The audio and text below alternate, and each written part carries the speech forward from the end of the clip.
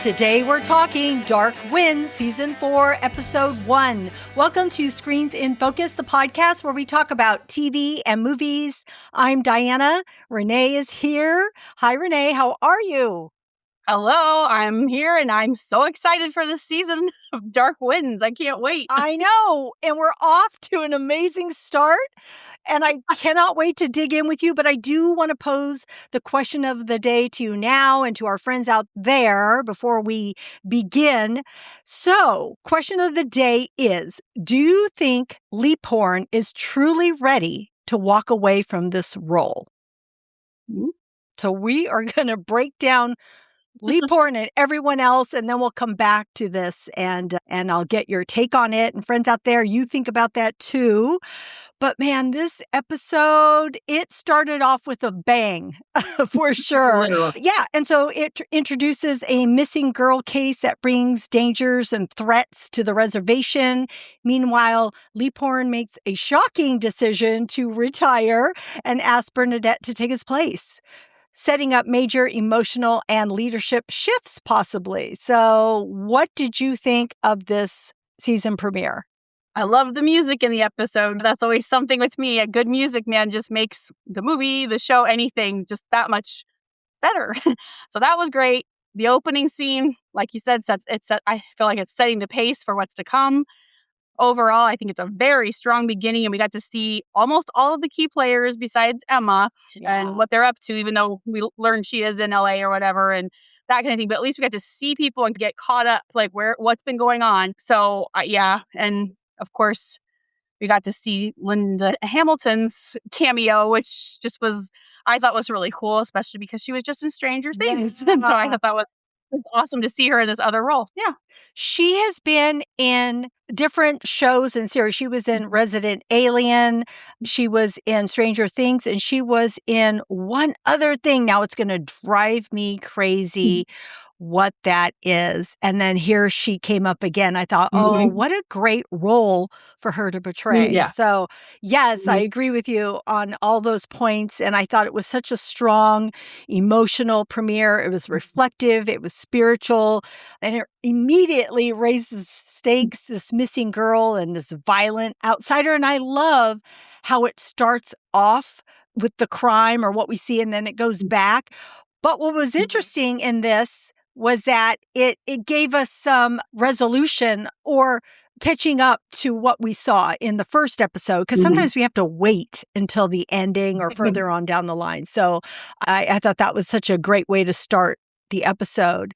And of course, we see all the main characters here, which I love, and setting up some new things. And of course, you and I had talked about on the finale of season 3 about what this would mean for Leaphorn, what his relationship with Emma would bring. And we're seeing that in episode 1. So I just thought it was such a great episode.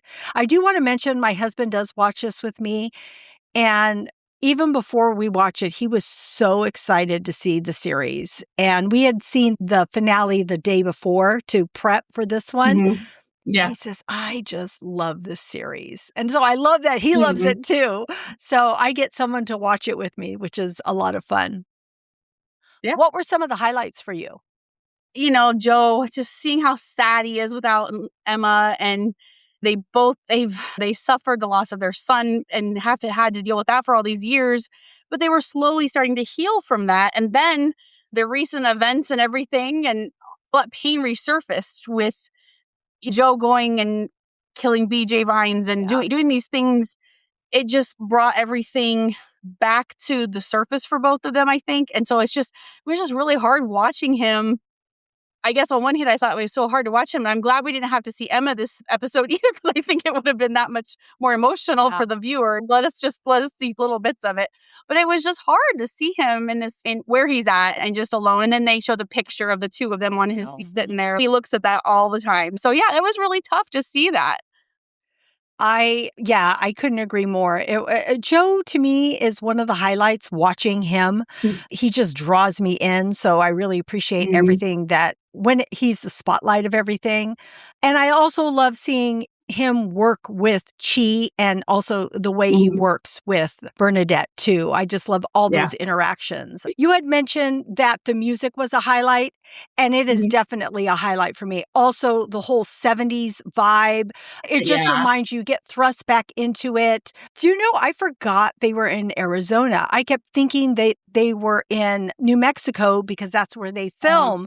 And so I kept noticing everything said Arizona. The van at the beginning said Arizona. When he pulls up in his GMC truck, it says Arizona. You see Arizona t-shirt on Bernadette. I'm like, Arizona, Arizona. Why do I keep seeing this? I'm like, oh yeah, that's where they're at. That's why they're so close to Los Angeles. But I forgot.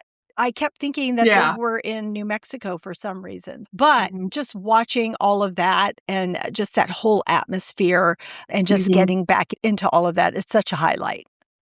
Yeah, and it's just like Joe's retirement announcement. That was like, it was a highlight because it was like shocking for number one, but then everything that came, you know, like him talking to Bernadette and saying, hey, you know, and that's going to be pivotal and it's going to mean a lot in this season, what all happened with that position and everything. And so it was quite a shock to see that to learn that. And another highlight, of course, was like into the story was when we finally see Bernadette go back to work, which we knew she would, but it was like, yes, she did it. Because I didn't know. Maybe it'll take a few episodes before something will happen and come around. So I was really glad to see that happen in this episode because we know that's what she's going to do. So I thought that was pretty cool. And it was amazing to see that they are finally together, both Bernadette and Chee. I'm like, oh my gosh. It's funny. This is season 4. It's taken them that long to actually get together, which is amazing because we saw them stumble their way in season 1 and then season 2 and then season 3. She's with someone else. And so it's just so good. The way we saw the finale again with them, her returning and them giving each other those looks. And it's okay. We understand what happened between those looks and now with her smacking him on the butt. Too. Yeah. And I thought it was funny when she does come back to work and they're all like all business and everything. And all the other employers are like, you guys buying this? No, nobody's falling for it. They already know. So funny. I thought that was pretty clever. No, that was so funny. And another highlight, back to Linda Hamilton, her cameo was actually a tribute to her mother who had dementia for 25 years. So I thought that was really cool that she got to do that to honor her mother, to just shed light onto that subject because lots of people deal with that. It's very difficult, but what a neat thing for her to be able to do that. So I thought that was just worth mentioning because it was just really, I don't know, just heartwarming, I guess. I know. I thought that was so special too. I'd read that also, but I thought how difficult that must have been to do that. I don't even know how she kept her composure. I would have been bawling if that was my mom and I had to portray the moment that she did something that reminded her of her mother. I just would have been like a basket case, but she played it really well too. And I thought it was tough but she was so cute too. Like in a way, I thought the way she held her purse and her outfit. So I thought that was a really special moment. I do want to go all the way back to the beginning because I thought that the opening sequence was so good because you see this van, you don't know what's going to happen. Is somebody going to get kidnapped? Because it always looks so mysterious, right? And when I watched it the second time, I realized that this assassin had opened up like a curtain or whatever it was and had this wall of guns in her van. I mean, that is crazy. She has it set up, which makes me think, oh my gosh, we're on another level here when we have an assassin looking for people. And that opening scene was so violent, but I was like in it. I'm like, oh my gosh, this is crazy. And then it comes back where we see at the very end where we see them all, Joe and Bern and Chee all go in and see the devastation and what has happened there. The only thing I was so amazed about that it was dark by the time that they got there because it was daylight when they all left. I thought, where the heck is this diner that it took you so long to get there? But another thing with the diner scene that it reminded me of the scene in Fargo, that's like the series like that. And that's where Zahn McClarnon was actually in that season of Fargo. That's right. Because I thought about that scene and a little bit later, I went, wait a minute. And I Googled it. I was like, he was in that. So that was the season he was in. So I thought that was. I love that. I love that correlation, Renee. That's awesome. Since we're talking about the diner and everybody there, and I love the waitress and the cook. I felt so bad. I know. And he's all, I compliment you all the time. You have the best looking ears or whatever he tells her. But could you just answer that phone? It was just such a good repertoire between them. You could tell they just worked together forever. They were just good friends and picked on each other all the time, and then they're dead. I'm like, oh no. Maybe. Yeah, that was really sad. Yeah, the relationship. Yeah, it was just really nice to see. And I kept thinking, what a role that it's short-lived, but it felt so lived in, like a history there. I thought, what great performances by these characters that weren't in it very long, but they did such a phenomenal job. I think that's what I love so much about Dark Winds. It's like everybody, no matter how large or how small the role is, so good at what they do. Yeah, and that goes to the writers, that they can do that so well, that they can have that written, however it was written on the script or whatever, to show that, yes, they have a history in that. And like you said, we got that in a matter of minutes. We understood that, and so just all the actors, the writers, everything. It's just phenomenal how they do that and work so well together. Yeah. So the characters here, because we love them so much, I want to know who stood out to you and what you thought about it this episode. Well, of course, Joe, and he's still struggling. He's trying to do his thing, trying to figure out what to do or what his role is now. I mean, this is very different. He's been married for how long? And the showrunner, he confirmed that they were not divorced. They're just separated at the moment. He also confirmed that he believes that the showrunner believes Joe can change for her, but that Emma needs him to change for himself first. And I thought that was really interesting because that's going to be important to her, that he does this not only for her, but for himself, because it has to be genuine. It has to be something he wants to do, not just for her. And so I thought that was really interesting. And as we progress, I'm excited to see what will happen next. I'm nervous that they won't get a resolution or something, because they need to be back together, but it has to be difficult. So just Joe, just very worried about their relationship.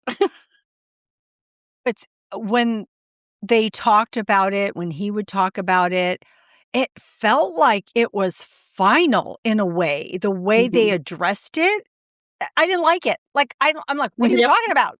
No, you guys are getting back together. You're just like away from each other for a month or whatever. At least that's what I was. I was like not accepting it. I felt like their kid. No, mom and dad are not getting a divorce.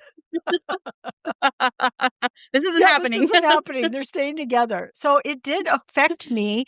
And I was surprised. I was surprised how I was feeling. I felt so bad for Joe. But then I kept trying to put myself in Emma's shoes. I tried because I'm a big Joe fan.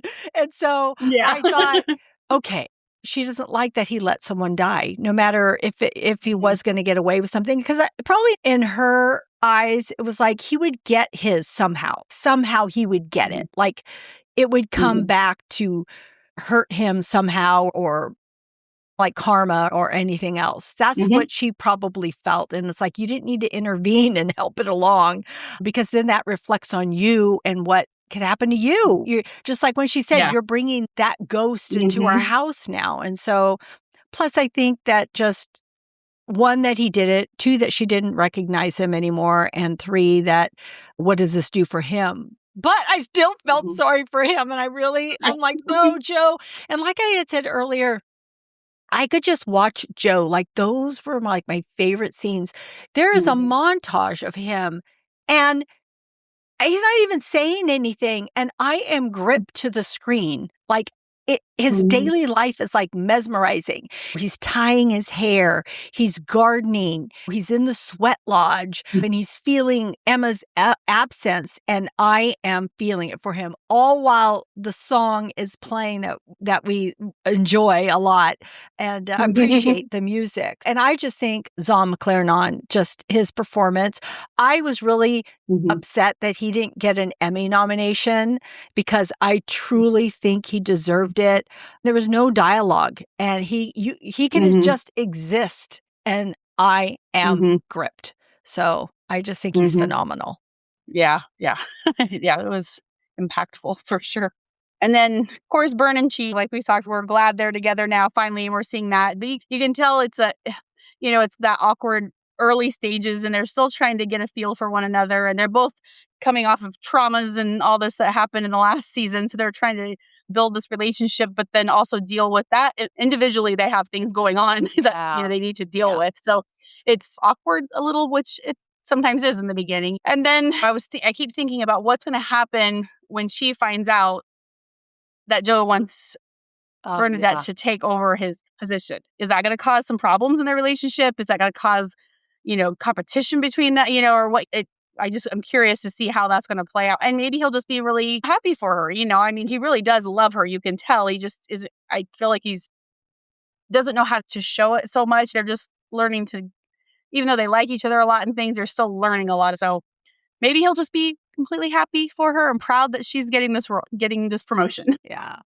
I know that was interesting to watch him, and you are right. Like, how is that? And she asked him, I don't want it to be like a competition between us. Yeah, it'll be interesting. I did see like a look ahead or whatever it is. And I think that there's some PTSD. Of course, we know that she has experienced it, but I think there's going to be something with him too, and that she's going to help him go get through that. So I'm curious to see, that'll be something new that they're introducing that we haven't thought about. And so I'll be interested to see how their relationship goes through that.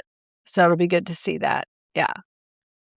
And the other, Gordo and his wife, Barbara, it's sad to see their situation and everything, but I just love Gordo and Joe's friendship and that they're always honest with each other sometimes, but they understand that they're not trying to hurt one another or anything like that. But I loved just that little conversation. It was very short about Joe telling him to not give up on his wife when she needs him. And I know in his mind, he's thinking, I wish I had my wife here to take care of and stuff. So she's trying to remind him of that. And then I also just like A. Martinez, he's such a great actor, but he does this role so well, but yet he doesn't overshadow Joe. He does it so well so that he's not he's a main character, but he's also secondary to like the main character. You know what I mean? He's just so good in his role as Joe's good friend, and his acting could overshadow him. Maybe, I don't know. They're both really good actors, but he just keeps it toned down and it's still impactful and it's still, you just love Gordo and want good things for him, and so I just really love that and just their interactions together. Yeah. I love it too. I think maybe in season 1, season 2, were they just a little bit like kind of at odds? I'm trying to recall. There was some, and I don't remember what it was, but there was a little bit of friction, I believe. And it could have been their roles because Joe being inside working on Navajo reservation and where he's at. And I think Gordo's on the other side of that, on the outside. So there might have been a little bit of that, but no, in the last couple seasons, because he was really there for Joe last season. And here, you can tell they're both support each other, loyal, that they've known each other a long time, especially with the wife bringing up his dad his dad, right? She thought that Joe was his dad. Yeah, that's what I thought. Yeah. And there's a long friendship there, a long relationship, some history. So it was really nice to see all that. Okay, this is outside of this conversation, but with you saying how A. Martinez was doing such a good role, but it wasn't big, shiny, bright, hey, look at me. It was more subtle. That reminded me of One Battle After Another. I don't know if you've seen it yet, with Leonardo DiCaprio. And it's up for Oscar nominations. But the reason I'm bringing it up is so many of them are nominated. And Benicio del Toro plays a very like relaxed, cool guy. He is so good. And when I was watching it, I thought, oh my gosh, he's playing this role so well. And then he gets nominated. I didn't think he would because it was so like laid back. I didn't know that other people would recognize that. They did. That's But that awesome. reminds me of this type of role. So not every role has to be big and bold and bright and shiny. There's a lot of subtle, really good performances that people give. I love that you brought that up and recognized that. So that's just really cool. What about that conversation between Leaphorn and Bernadette when he goes to tell her that he's going to retire and he wants her to take his place? I think she had shock on top of shock. She was like, "You're doing what? And now you want me to what? I haven't even gone back to work yet." I haven't even said I'm going back to work. And he's like, yeah, he knows she's everybody. We all knew. But yeah, just trying to wrap her head around all this new stuff, new change. And then now this is dumped on her lap. And I think besides whoever he turned that into, I don't think anybody else knows, right? I mean, I think it's just, so. It's her and him, and then whoever that, his his mom, superior that he and then his mom. yeah. Oh, yes. Then he does tell his mom. Yeah. But yeah, that's a lot of information for her to keep under her hat and be like, okay, I know all this stuff, but I can't tell anyone yet. And yeah, I was surprised. Of course, the retirement, I was surprised just because he can't retire. But anyway, but yeah. But then, what an honor for her, especially if you think about it, in the 70s, women didn't hold these roles. And it was not a woman's world at all, like not even close. And so, yeah, so I think it's really cool that they've done this. And I guess I haven't read the book, so I don't know if that's how things were in the book, or I don't know how it, went. But yeah, I thought it was like, for her, it was just a double shock. And now she's got to process all this. But I think it maybe helped her make the decision to go back into work because she knows she can do this job, and she does have what it takes. I believe she can do a very good job. I do too. I really enjoyed the scene with both of them. I thought it was super special. One, because Zahn was just, again, I could just watch him and the way he talks to her, the way that he smiles at her. It's like, you could do this. I know you could do this. At first she's just, oh my gosh, there's no way I could do this. But Chee's there and I haven't been there. And but no, we need you because you understand the land and the spirituality and the people. And it's not just police work. And that's where you fit in, which later on we're able to see how that works beautifully when she goes to find out the information that she needs to find out. So it totally makes sense and is validated. But I just love the interaction between those two. And I think also, because he was like a father figure to her.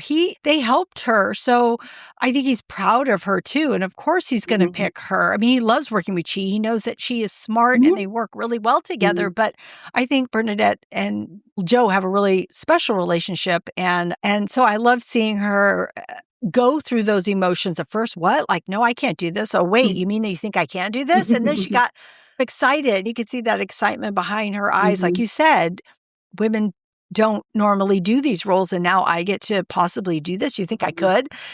And then when she does return, she's right in there. Like, she is just, I need to go do this. And of course, Joe sees the value of that and says, yeah, go do it. So I loved seeing the exchange between them too. Yeah. And Billy and Albert, what in the world is going on with these two? It's like, okay, we see this. And of course, we think first here he's kidnapped her or done something, whatever. And then you find out that's her cousin. Yeah. What's he doing? And who's Leroy? And why is this lady shooting him? And why? There's just too many questions with that relationship. I don't know what's going on. But I'm very excited to find out because this lady, like you said, she means business. She's not messing around. I don't know why she's trying to kill out. It seems like she's just trying to kill Albert. I don't know that she's trying to kill Billy, but maybe she would just because she's with him or something. I wasn't sure at first. And I watched this 3 times, okay? Twice on purpose. The third time it was on again. So I watched it again. But I turned up the volume. I didn't hear that much. But what I want to say is I turned up the volume. And when she goes into the diner and he comes up behind the counter and has his hands raised, And then she shuts the door and then their voices become muffled so you can't hear as well. Mhm. But I did hear him say or her say, "That's not your milkshake." So that keyed Mhm. me in as, oh, she's not after him specifically. She's after Billy. So Billy Okay. must see or so, because why would they bring up the milkshake? Or why would they say, oh, there's another person? Unless, I don't know who Leroy is either. At first I thought Leroy Yeah. was his brother, maybe his brother, because he said Mhm. the grandfather said, my sister took him and his brother. So then I thought maybe Mhm. Leroy's the brother, but then I don't Yeah. know. We don't know who everybody is. So we're all speculating here. Yeah. But I did hear her say something about that wasn't your milkshake or something like that. Yeah, and I thought I heard something about the milkshake, but I didn't go back to heard something, and all I heard was milkshake. I'm like, to me, I just was like, oh, didn't pay attention. So Yeah. it's good you did. But I wonder what Yeah. she's been at this boarding school and stuff. So like, Yeah. what the heck would she? Yeah. So wow, that's interesting. Huh? Makes it even more layer on this Well, story. But yeah, it's exciting to see what the heck's going on. It's not a missing person. Okay, we know that now. She's not like, I mean, she right. obviously ran away from there, but we know where she Yeah. is, that kind of thing. But yeah, so it's really like this Albert, evidently, if he comes back, but he's been gone. So why is he back? If he didn't even, he wasn't living there. So maybe Leroy is his brother or something. Maybe, Yeah. I don't know. Yeah. Excited to find And out. I think Billy is the key somehow, or Mhm. he came back, yeah, for Leroy or for her. Maybe she has something, she knows something that can help Mhm. him. But then, of course, it's going to bring in all the other people in Los Angeles Yeah. and for someone to hire a hitman, that's Mhm. some money. So there is something Mhm. that is bigger that Yeah. is brewing here that Mhm. Yeah, for we'll have to sure. see. So it's Mhm. not like she's kidnapped. She's just Mhm. missing because they don't know where she's at, but she knows where she's Mhm. at. And she's helping her cousin figure it out for some reason. Yeah, I just can't wait to see how it all Mhm. unfolds. And we're going to be heading to a new city. So that's going to be fun. Yeah. So, were there any themes or cultural references that stood out to you in this episode?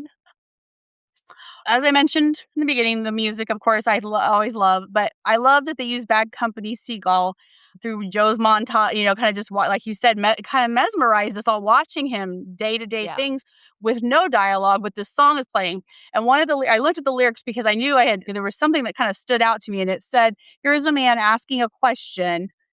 Is this really the end of the world? And it's not the end of the world, but just the end of his world as it was kind of thing. So I just thought it was the lyrics were very fitting for what he was experiencing. And I'm glad they used that song. It would just seem to fit really well with the acoustic guitar and stuff like that. It just seemed to fit really well. And that song, I never really knew it, but I had recently heard it because in 2025, there was a Bad Company tribute album. And Joe Elliott and Phil Collin of Def Leppard sang that on the tribute album. So I had heard it, and I was like, wait a minute, I know that. How do I know the song? Because it's not one of their real popular ones, I would Yeah. think. But so anyway, I really loved that inclusion of that song. Sometimes people find the best songs and share them. And I love it because how would we ever get to revisit songs, listen to Mhm. them? I loved it. I didn't know this one. And Mhm. when it played, I just popped up. I'm like, this song. And when you got song with Zon McClarnon playing Joe here, I was like, oh, this is awesome. It's Right? like Yeah. everything I Yeah. love. Yep, it's all right here. Exactly. And it reminded me of The Walking Dead in the way that Mm. they used music. And all of a sudden, I would go try to find the music because I had to know where this came from and who sang it. And some of the Mhm. songs have become some of my favorite pieces of music. And so I Mhm. loved it here. And sorry, I'm going to bring in something else, but we watch Stranger Things, right? And we see Prince, people that don't know Prince. There are Exactly. people that don't know Prince, okay? I have no idea how, but okay. That whole song, Mhm. both songs got this resurgent, plus other songs too, Yeah, there were Landslide so and many other good songs. songs too, yeah. And David Bowie's Heroes, just everything Yeah. had all this resurgence because of hearing it on this big, huge series. But it was Mhm. so cool to hear that Mhm. song. So I just love music, and I know you do too. And a plug for our other podcasts that we've done on music. Renee and I love music. Anytime we get to talk about it, we will. Were there any other themes that stood out to you? I like, again, back to Joe's. I could have just watched that beginning. They could have just stopped the episode. I've been like, that was a great episode. So I just like to see him returning to his Navajo traditions, the sweat lodge and the different things. I don't remember the Navajo word, but it was seeking balance and harmony. And he's doing that on a personal level, but also for his marriage. Yeah. And so I just thought that was really interesting to see those traditions and things. I love that they integrate that in, because how else would we know? I wouldn't have known any of these things, or you've heard of them maybe, or this or that, but to see them played out. I just like that they honor those traditions in the writing and showing us that. And so I thought that was just really neat to include that. I have that too. I have identity and grounding, rituals, nature, and connection to land to help guide you and center them. I mean, we see that with Joe, definitely, and I love seeing it. That's what makes the show for me too. There's so many. It's everything all together, really. But yeah, there's just something about seeing that and connecting. I just love the whole family life. I like seeing Bernadette because she does that too. When she's watching the sunset or sunrise. Now I can't even remember what time of day it was. It might have been the sunrise. And sprinkling something she has in a pouch, I think. But yeah, something about it just feels very grounding. And so I appreciate seeing that too. I also think that spirituality and law enforcement, it's like in here, you can't separate culture from the job there. It really is so tied to one another. And I think that's why I think, yes, Bernadette should be the one he passes the torch to. Not that she can't do it. She could do an excellent job, but then he would have to go check in with other people to figure out specifics. Right. She's been there. He left for the while. He was gone and then came back, but she is so integrated into the community and they know her and they trust her.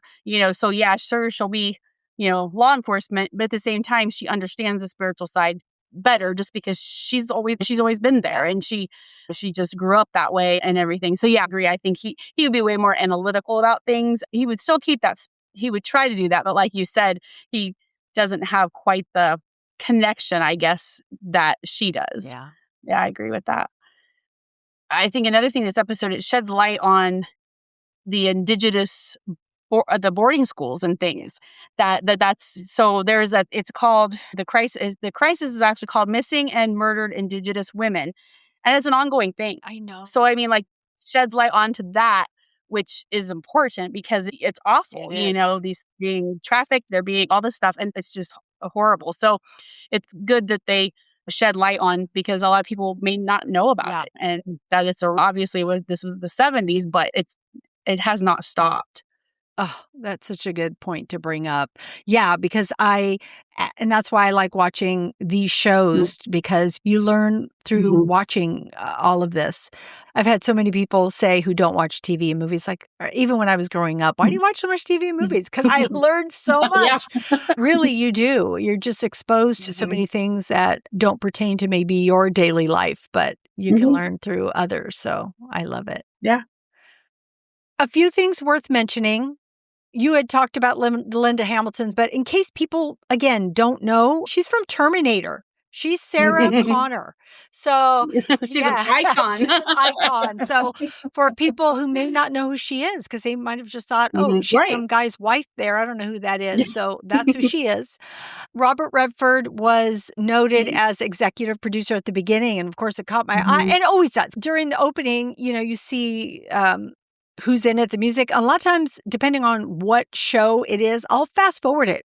Depends. Yeah. I don't on this one because I love the music and it's just, it feels good. And so I watch as everything goes on. And the executive producers, it always has Robert Redford's name and George R.R. Martin. And we had talked about how last season they were both in the jail cell playing chess and what a good scene that was.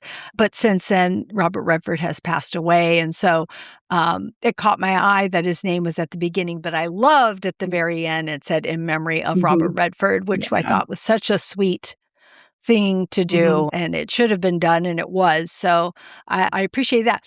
But one other thing I wanted to bring up was The bubble gum. Now, I heard this, mind you. So, unfortunately, it wasn't me bringing up this thoughtful idea, but someone had said that bubble gum is probably going to come back into play by the end, that Chekhov's gun thing, right? Like, you introduce something and we'll see when it comes back. But I thought it was funny that they picked up on that bubble gum that Billy asked for when she was asking for the map. So, yeah, I just thought. So, is there anything else that you saw that you wanted to bring up? Nah, I can't think of anything No, I don't think so. Just that assassin woman is all over the place. And I hear, and maybe I'm speaking too soon here, but I hear that she's going to have I don't know if it's an infatuation, obsession, or interest in Joe. Oh, wow. I don't mean that romantically or anything. I mean, who knows? But just something between them two. And I don't know what that is. So we'll see. We'll see what that means. All right. We are going to do some rapid fire. So, Renee, I have 3 questions for you, and you're going to give me your gut reaction. Friends out there, please play along with us and see what your answers are, too. So, the very first one, what is one word to describe Leaphorn this season? Determined. That's a good one. And I have my face like this because I don't know what I'm going to say.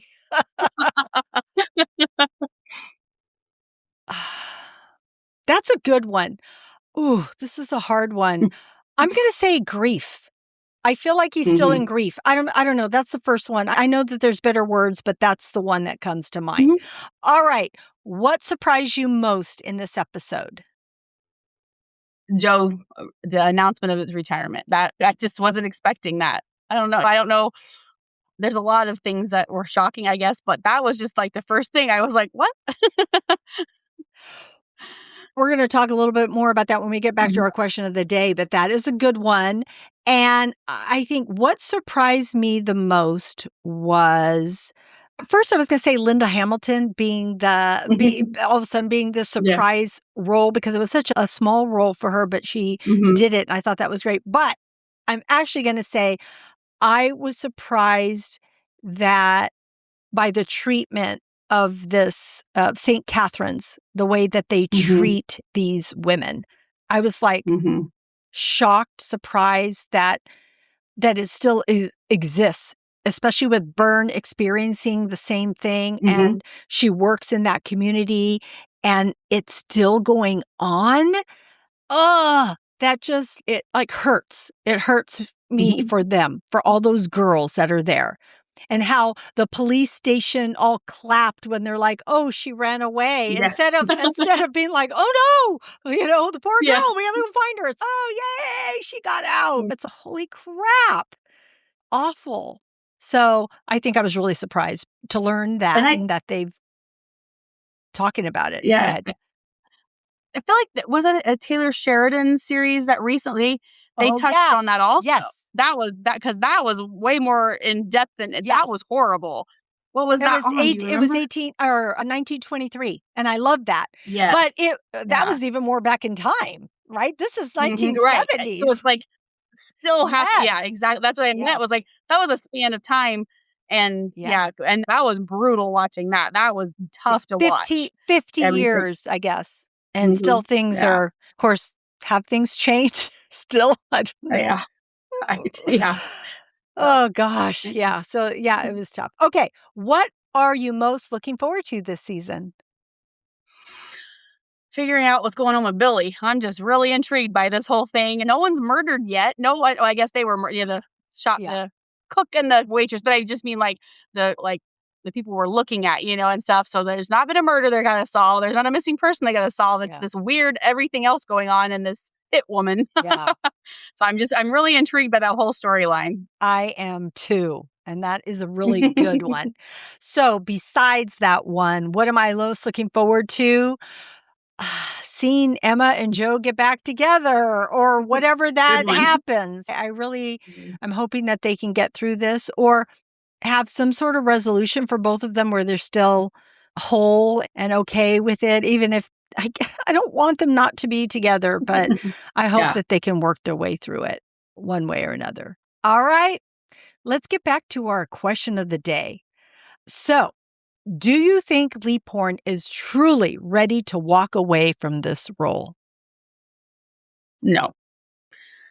I think his motivation is Emma, pleasing her, doing whatever he has to do to make that right, which is that's an honorable thing to try to make your marriage work whichever way you got to do it. But it, I think maybe he feels if he goes near where she's at and she sees these changes he's been implementing in his life, that everything will be, right and things. And so I just feel like that's false hope on his part, because I don't think that's going to be what gets them back together. I want them to be back together, but I don't think that is.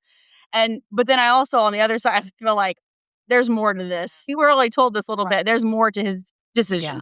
But I don't think this is what he really wants to do. I say no also. And of course he wants peace. Of course he wants healing. But his identity is so tied to this position.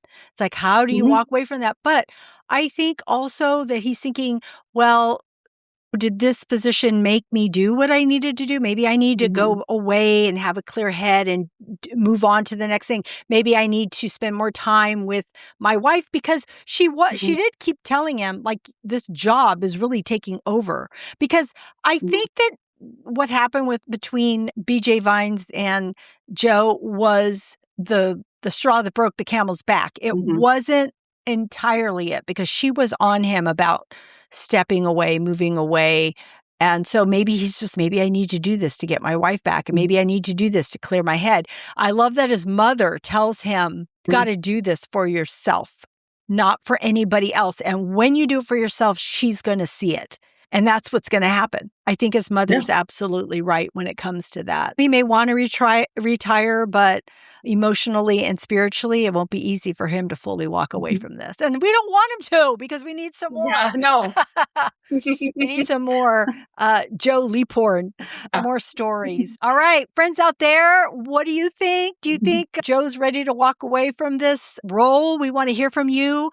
Or if you have questions to any of our rapid fire or about this whole episode, anything you want to share with us, put it in the comments. If you're watching on YouTube, if you're listening, you can go to any of our social media and you get to all of that at screensinfocus.com. You can go to our social media, click there and leave us an answer.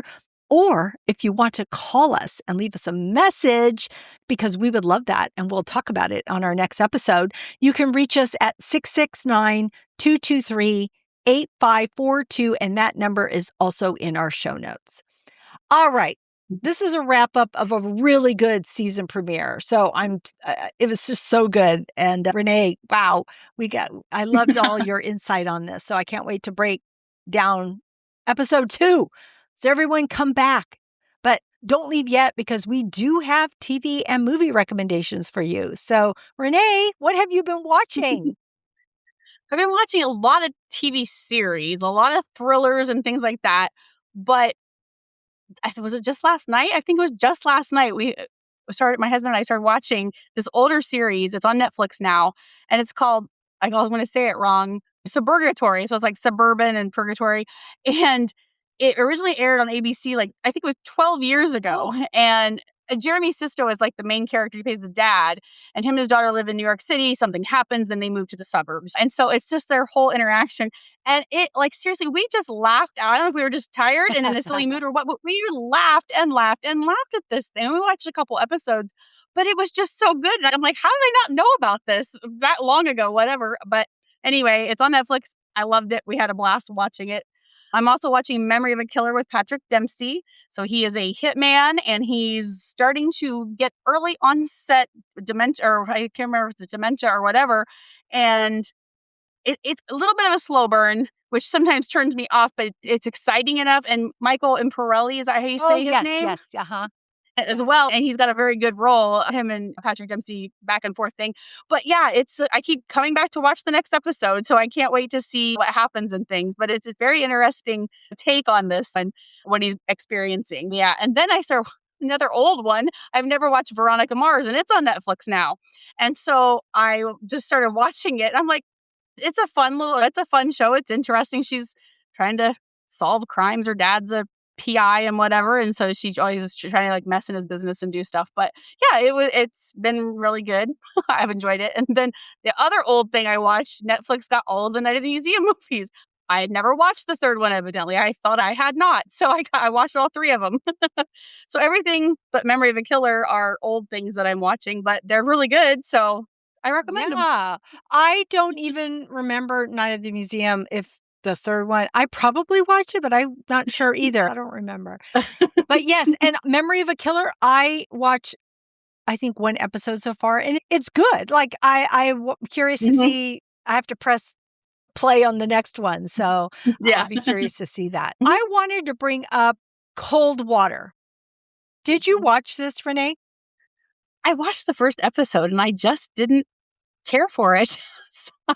I love Andrew Lincoln, but it was just real flat to me. I don't know if I was just in a mood or so I just didn't continue. So I watched this first episode and I made myself sit through it and watch the next one. I didn't want to. I was like kicking and screaming because I could not take watching Andrew Lincoln be this way. It hurt me like so hard. Ugh, it was like, I'm not kidding. I'm not exaggerating. It hurt me so hard. I'm like, no, this is not Rick Grimes. What are you doing? It's the opposite. But I forced myself. I watched the next one. And when I got to the second one, I'm like, okay, I got to keep watching this. It is very bizarre and it feels very like limited budget when they did it. But I had to keep watching it. There was only 6 episodes. I'm not going to tell you what happened, but I was like, what's going to happen? But yeah, I stuck it through and I'm glad I did. It was interesting to see. Well, maybe I'll revisit it. It's not some life-shattering, you got to watch it. But I had to watch it because Andrew Lincoln was in it. I'm like, you know what? I need to watch it. And so it was, once you get past what type of series it feels like, you need to know Andrew Lincoln's character and just accept it and move on. And then knowing that they have a really weird, creepy, odd neighbor. I can keep going. So anyway, I did, the season finale was just last week. So I finished it. Lincoln Lawyer, out on Netflix, season 4. This series is so good. I highly recommend it. Ooh, it's, of course, based on the books and on the movie. And I actually put out a TikTok on it and I got so many responses. People really love this series, like really love it. Like, I don't think I heard one person say they didn't love this series. So it's, a lot of people love it. So check that out. It's really good. Love is Blind season 10. I can't believe I'm still watching this show, but I am. And I binged it. So there you go. And Renee, I'm only bringing this one up because I wanted to catch up with you to see what you thought of His and Hers on Netflix with John Bernthal. Loved it.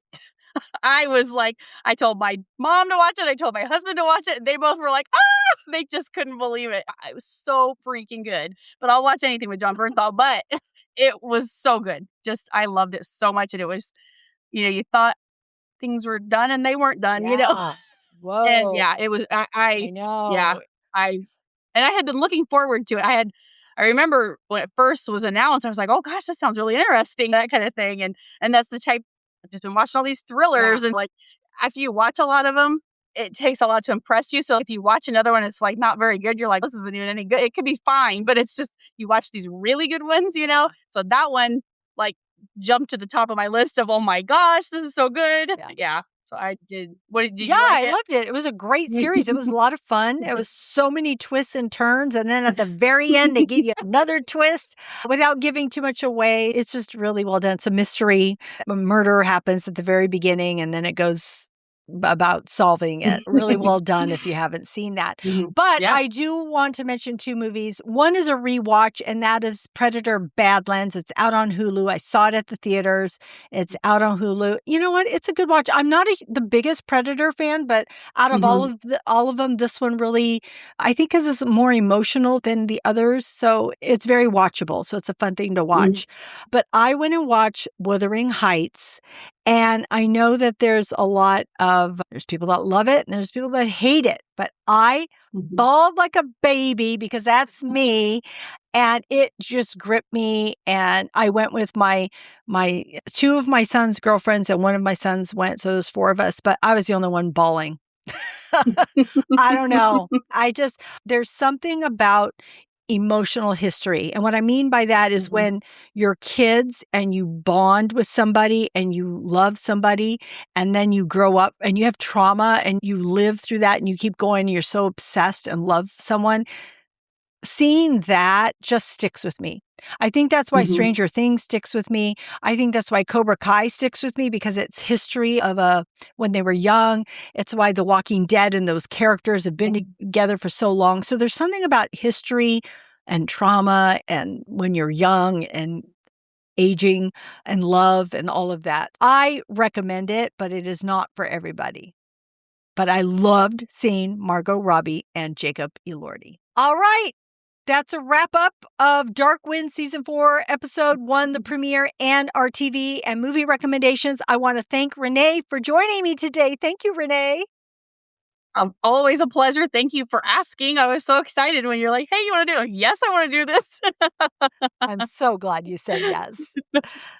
Locked you in for the season. So thank you. Thank you so much. Yep. Thank you. Friends, thank you for joining us today. We really appreciate you. And please share this podcast with a friend. Remember to subscribe to Screens in Focus at screensinfocus.com. Keep watching, keep exploring, and keep those screens in focus. We will see you next time. Bye. Bye.